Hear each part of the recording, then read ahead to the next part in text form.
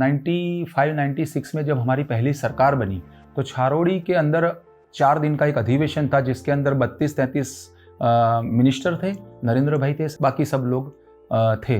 तो उसमें उन्होंने मेरे को एज अ कार्यकर जो गुजरात में से 3-4 लोगों को चुना था, उसमें मेरे को चुना था और वो मैं उनके साथ 4 दिन रहा।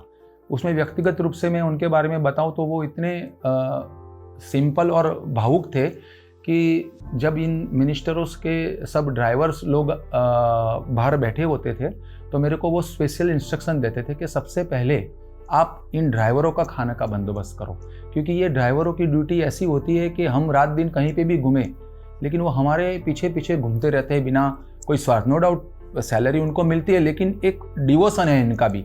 तो इन लोगों को सबसे पहले भोजन मिलना चाहिए, उसके बाद हमारा भोजन होना चाहिए।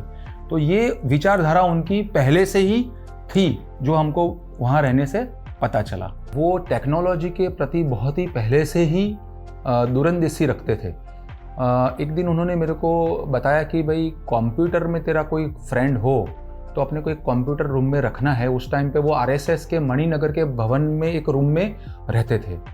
तो मैंने बोला हाँ, मेरा दोस्त है अनिल पटेल जो हाल में अभी कनाडा है, वो कंप्यूटर का ही उनका बिजनेस है, तो मैं उसको लेके आता हूँ। फिर मैं उसको लेके गया नरेंद्र भाई के पास, तो उन्होंने उसके साथ कंप्यूटर सब्जेक्ट के ऊपर, टेक्नोलॉजी के ऊपर कम से कम 25 से 30 मिनट डिस्कशन किया, जबकि वो एक नया सब्जेक्ट था और उस टाइम पे उनकी एज के लोगों को ये बारे में बिल्कुल भी नॉलेज नहीं था।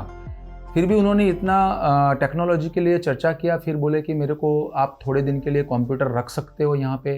तो अनिल ने बोला कि हाँ ज़रूर रख सकता हूँ, और अनिल ने उस टाइम पे उनको कंप्यूटर भी दिया और वो कंप्यूटर पे उन्होंने कुछ दिनों तक एक्सपेरिमेंट किए और कुछ नया कुछ सीखा।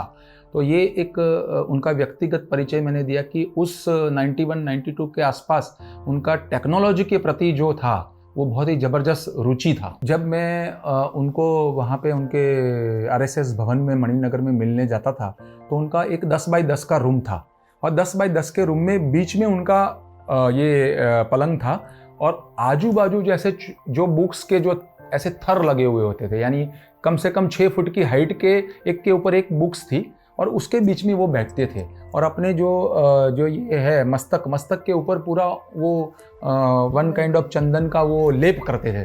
तो उसका जो देखाव था एक महात्मा जैसा देखाव था, यानी कोई ऐसा समझ लीजिए कि कोई दिव्य शक्ति उनके शरीर में थी और वो लुंगी पहन के बैठते थे। तो ये जो उनका स्वरूप है मैंने कई बार देखा है, क्योंकि मैं पर्सनली उनको मिलने के लिए जाता था।